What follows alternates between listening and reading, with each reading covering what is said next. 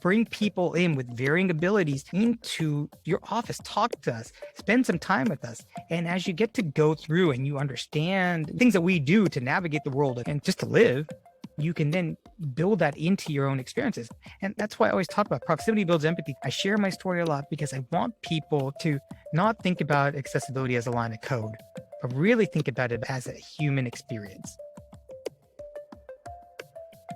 Welcome to Technically Sick. This podcast explores how technology can increase access to education, employment, and improve socialization for the disability and chronic illness community. I'm your host, Monica Michelle. Today, I'm speaking with John Samuel, the co-founder and CEO of Abler 360, a company whose mission is to remove the barriers of the digital divide for all people, making the internet truly a place for everyone. Being blind, his passion in removing the digital problems that bar access to internet learning, job opportunities, and virtual community is a deeply personal mission for him. Welcome to John Samuel. I spent the whole morning deep diving into your interviews, and you are such a good podcast host too. I really enjoyed listening to your show on YouTube. Well, thank you. Can you tell me of the moment when you first realized that your work was going to create a real impact in the disability community? Yeah, I think the first time I noticed this was I had hired my first team members, and it was a young person. She had graduated from college, and for 5 years, she didn't have a job. She was doing unpaid internships, and she was totally blind. She was doing some usability testing with some understanding of HTML. It was sad that she wasn't employed. And when I interviewed her, I realized that she was something special. When we started to work together and I started to reach out to different companies and try to do some digital accessibility work, I saw her. I saw how she started to just shine, and she had something special. At that moment, I was like, oh, we're doing something really good here. And then eventually started bringing on more people, and we had around 5 people. 4 of them had not worked before. One person had been working for 40 years for the state government, and she wanted a second career. So our team was a motley crew of folks. Then I started seeing all of these people growing. They never had a chance. And on the team, they finally had that and they were able to shine. And that's when I knew we had something special. And it made me really excited that we could really scale this and create more opportunities for people with disabilities. So that's for your company, Abler. That's correct. From my company, Abler, where we're created a disability inclusion and accessibility business. And the core lines of our business are eliminating the digital divide, which we do through our digital accessibility services. We also are changing the mindsets of people and organizations, which we do through our disability inclusion advisory services and training modules. And then finally, creating pathways for employment, which we are doing through our workforce development programs. And all of that is really focused on removing the barriers for people with disabilities. You're speaking my heart language. I cannot tell you how many times I've talked to people where they're not hiring the people who have the disability in the company to help make these decisions and tasks. So this is an amazing thing. I would love to talk to you a little bit more about the problems that you're seeing, where there's that break in that digital divide. Everywhere. We're seeing that gap everywhere. But for me personally, going back to my own personal story, I first saw it in education. And I realized that that's where kind of my passion was. If we can get education accessible, then we can create employment opportunities. Because I actually failed out of college because I was ashamed and embarrassed to tell my professors, teachers, and classmates that I was going blind. And I failed out. But a lot of the content just wasn't accessible. I ended up, landing on my feet, finishing up college, and even going to do my MBA. But during my MBA, even there, I was facing a lot of digital accessibility challenges. And even though now I felt more comfortable talking about it, I didn't know how to advocate for myself and get the changes that needed to be done. And so I know there's a lot of students who are out there who may be facing visual challenges, losing their sight and not wanting to be seen as different and wanting to just fit in. But that's where I feel like I can be their voice for them. I can be that advocate for them. I can help make that change so that they can show their true colors and really give them the best that they can do, not just be judged on what they can't do because of a challenge that the system is there. But at Abler, we've been able to help from e-commerce to education is one of our big places, but even the North Carolina Election Board, we're making voting accessible. And we talk about voting being a civil right, but in my mind, accessibility is too. It's awesome. What does that actually look like when you're talking about making education accessible? What would that be like to have that accessibility for everyone digitally for education and for voting? What will happen? What will change? What our team does, we have a fine line between technology and humanity. And so what that means is we know we need to have automated solutions that can augment our actual human testers. Yeah, that's what our whole focus is. And our analysts are many of whom have a disability themselves. And so 70% of our organization has a disability, whether it be a visual disability or an invisible disability.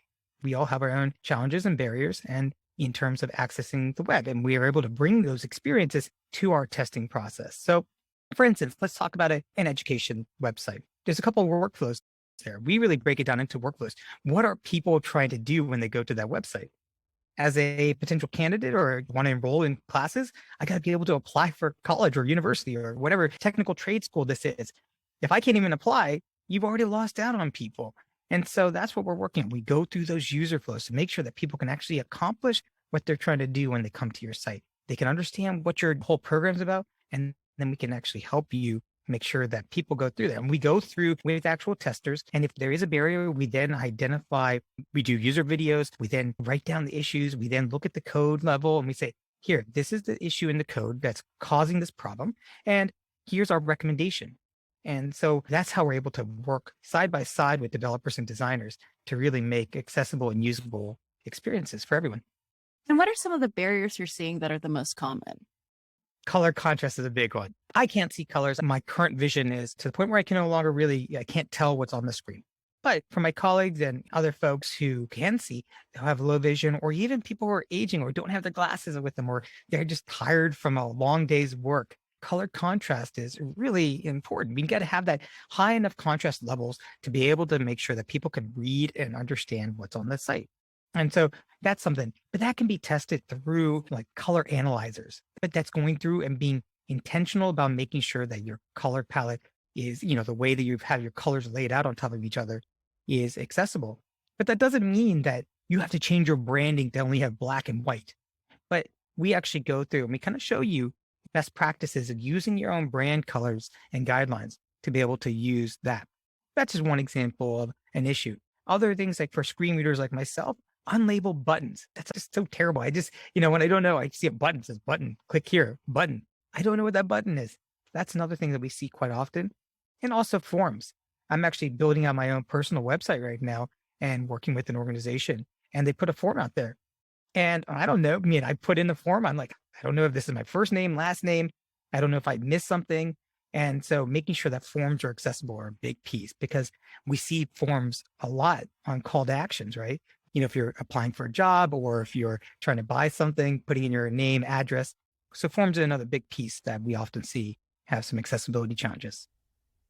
We have a lot of different people who are listening, people who are making decisions for their company. What would you want them to change the most, the first to their websites?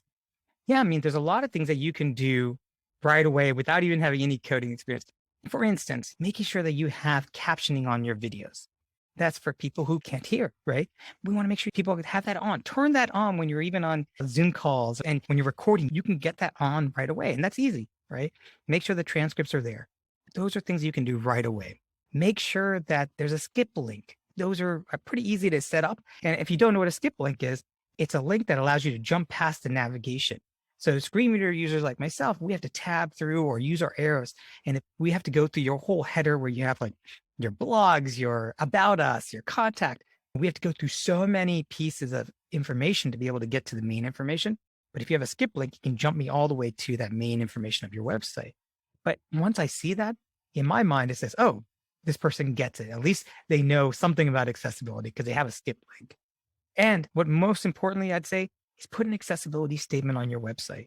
Because if somebody has a challenge, they can go to that accessibility statement and just have a link to where to go if they need to get more help. So give me an accessibility at your domain name. I can contact you and be like, hey, I'm having trouble with this. Can you help me out? And I think that's something that everyone can do right away. Those are wonderful suggestions. And I definitely would love a lot more of the skip links. Right. It'll help everyone. See, that's the best thing, right? These best practices will help all people, not just people who are blind. I love what you're saying because that is something that I think is the keystone of accessibility is it doesn't even just help disability. It is a universal thing that everyone can appreciate. Yeah, that's the coolest thing about this, right? We think about curb cuts. That's like the perfect example. We always talk about curb cuts, but it was designed for people with wheelchairs. And I am somebody who has, I have a 5-year-old and a 3-year-old, but a couple years ago, they were much smaller and we were, pushing them in a carriage. And it's interesting because when I was buying a stroller for us, I was looking for a stroller which I could pull and also walk in front of it. Because if I was pushing it, not being able to see, I didn't want to put my kids in danger. I'd rather get hit first. But even that, being able to pull my stroller and go through the curb cuts is much easier than trying to lift it up, put it over. And if you're traveling, you have your suitcase, we all benefit from it. So yeah, it's not just for one group of people, but everyone will benefit from it. But when we think about education systems, my belief is that education systems are there to prepare people to enter the workforce or further their education. And I really believe that if we want people to be successful in the workplace or in higher education, they've got to be able to use a keyboard and be able to use a computer. And what I call the speed of business is listening to it at a high speed that they can accomplish things that everyone else can at the same rate. And we can work around that. We have the technology, we have the adaptations, and we just need to be able to set people up for success. How do you see that as setting people up for success? What would we do? That kind of goes back to some of the things we're doing at Abler Works with our workforce development program is that we are seeing gaps that people aren't being set up for success. And so one of the things that we're doing is really thinking about doing assessments before individuals go to college or go to the job. But we want to make sure these assessments aren't to weed you out, but it's to make sure that you have the training and prerequisites you need to be successful. Because one thing I noticed is that if we don't set them up for success, they lose their confidence.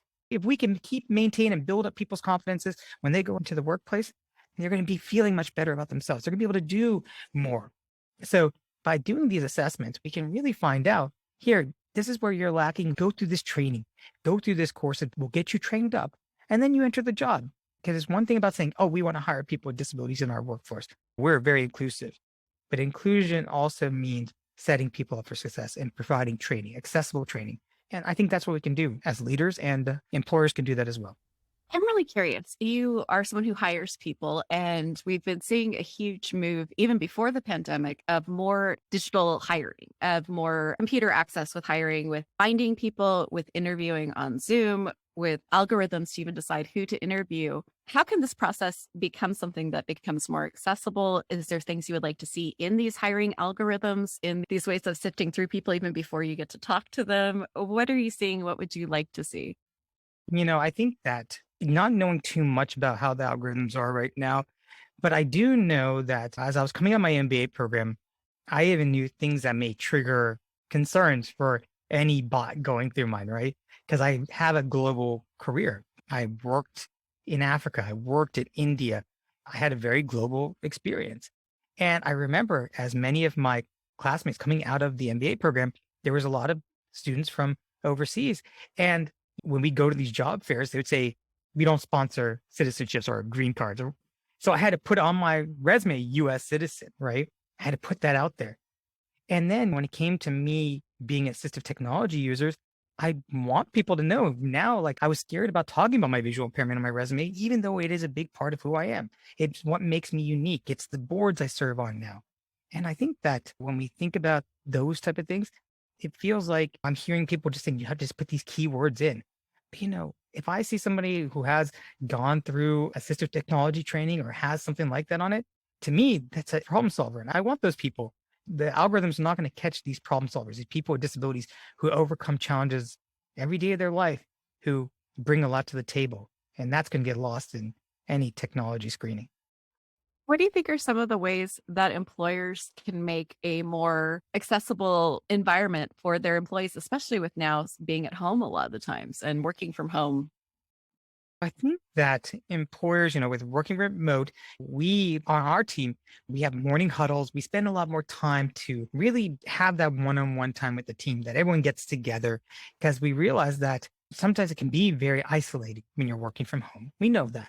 And when you have a disability or other barriers you're facing, it can even be amplified, right? That's magnified sometimes. And so every day have a few minutes on it. And on Fridays, we call it our mullet meetings. This is where we have business up front and a little bit more extra time in the back to enjoy each other and get to build that empathy for each other and understand what's going on. So those mullet meetings on our side are really important.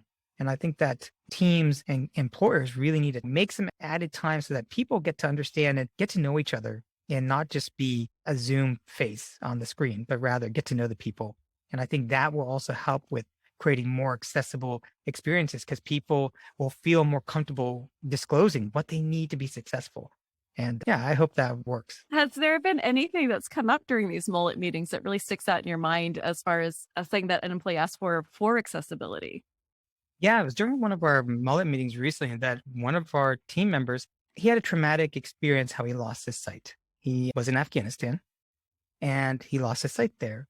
And a lot of his friends are veterans and someone recently passed. And it was during this extended time period that we were able to understand that something's going on here because he was having some challenges. And so my co-founder, Mike, he went out and grabbed that individual out for lunch.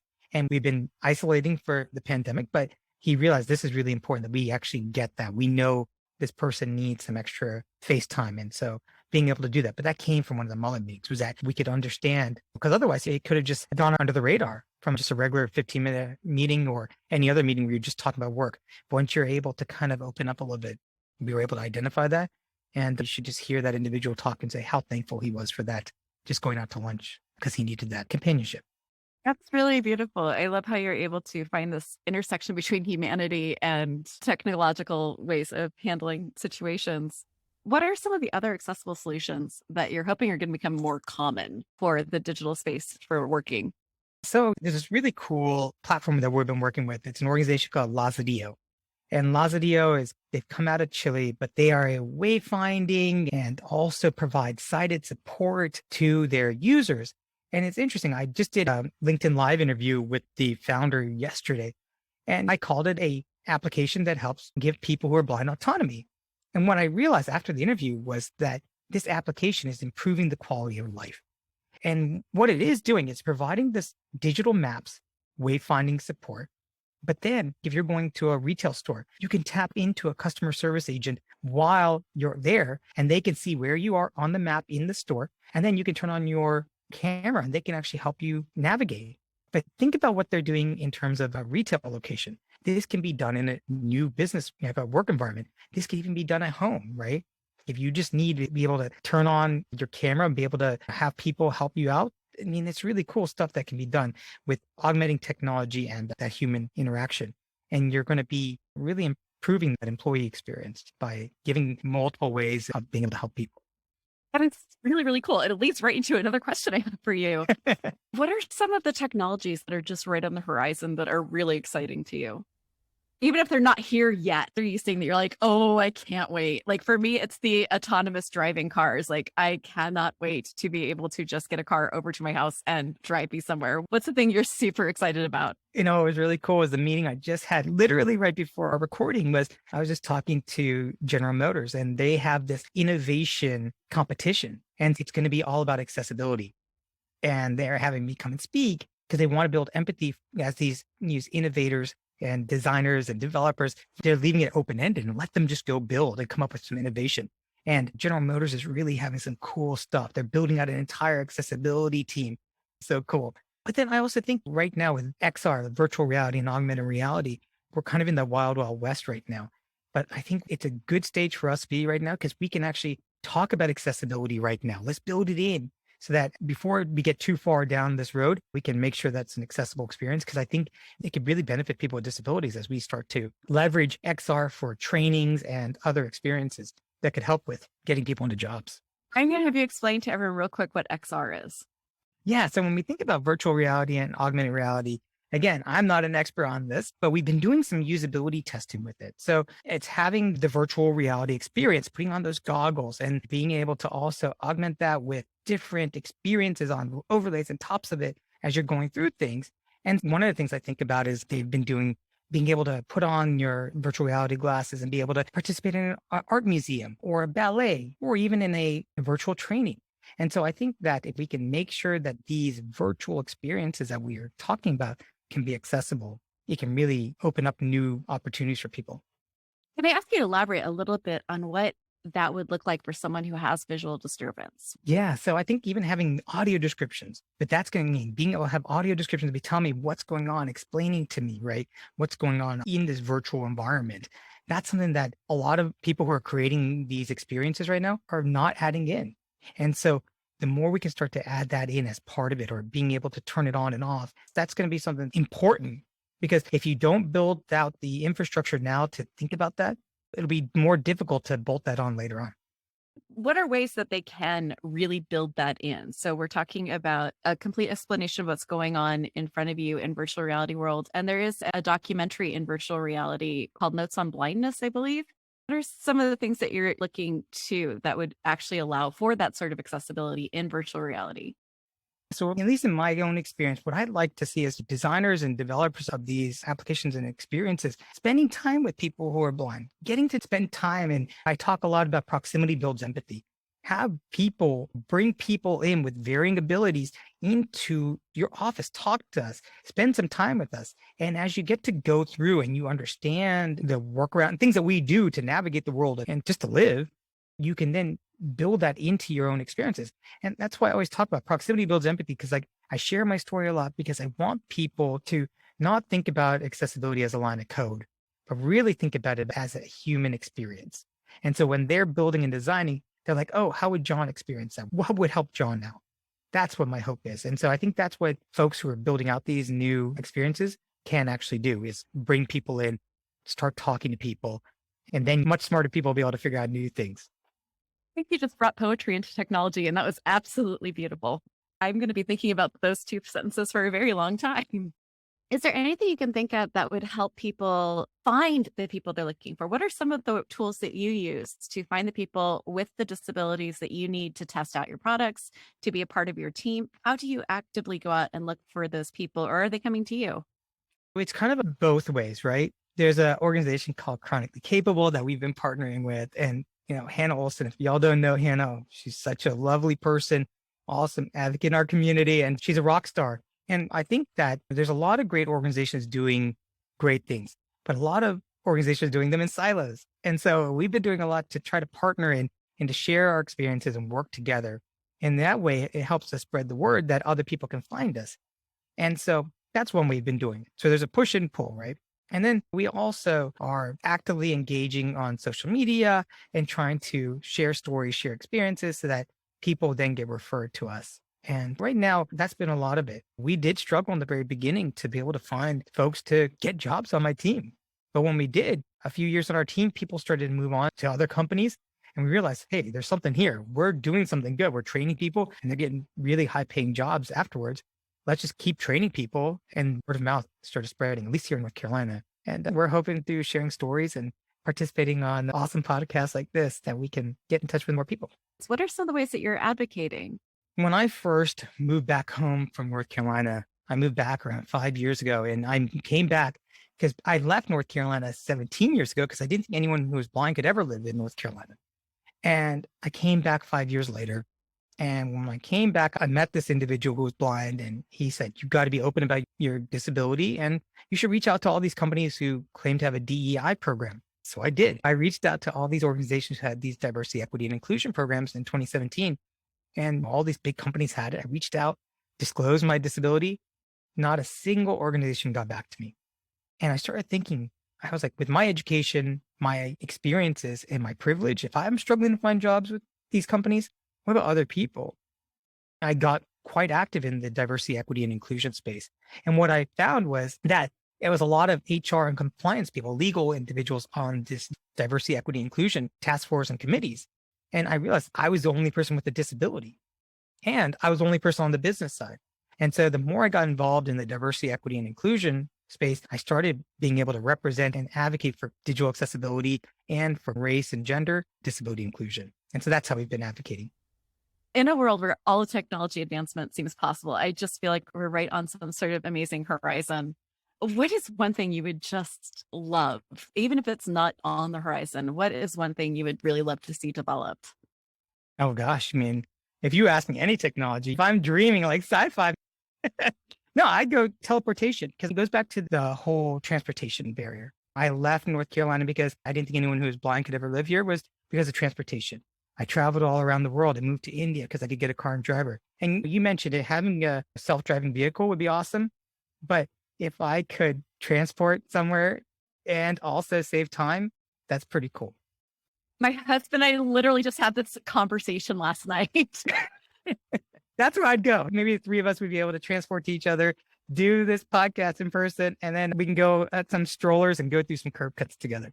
If they actually do real curb cuts that would let my wheelchair go instead of just tipping me off into the street, I am in. That would be fun. I love the idea of transportation and teleportation. I would love the idea that I would actually put my bones back together in the right place where I would like to be. That would be fabulous. So yes, I'm all in for the full Star Trek. But thank you so much for your time. I really appreciated talking to you. I hope we get to talk again. This is so fun. Thank you so much for listening to my conversation with John Samuel.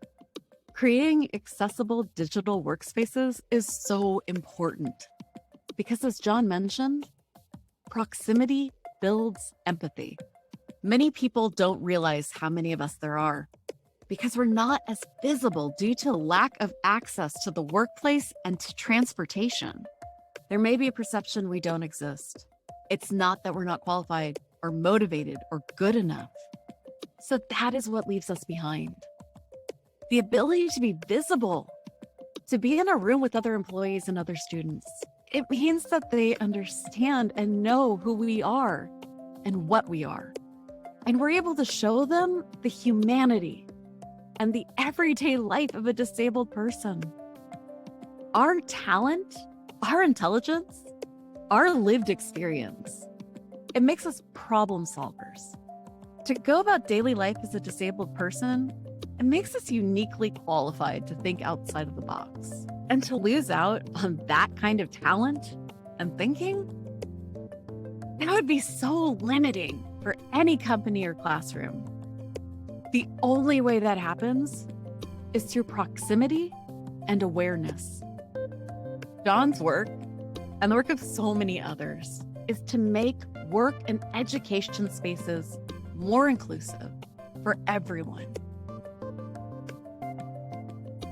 The takeaway learnings from this episode are: number one, disability inclusion is an essential aspect of the modern day workplace. Through removing barriers to reduce the digital divide, companies can expand their outreach of qualified and talented workers, no matter their physical ability. Number two, barriers to entry for employment goes beyond the workplace. Job training, applications, and contact forms, they have to be accessible to people of varying abilities as well. Number three, proximity builds empathy. Accessibility is more than building codes and accommodating needs. It is about lifting up the human experience. The actionable tips from this episode are: number one, explore hiring disabled workers.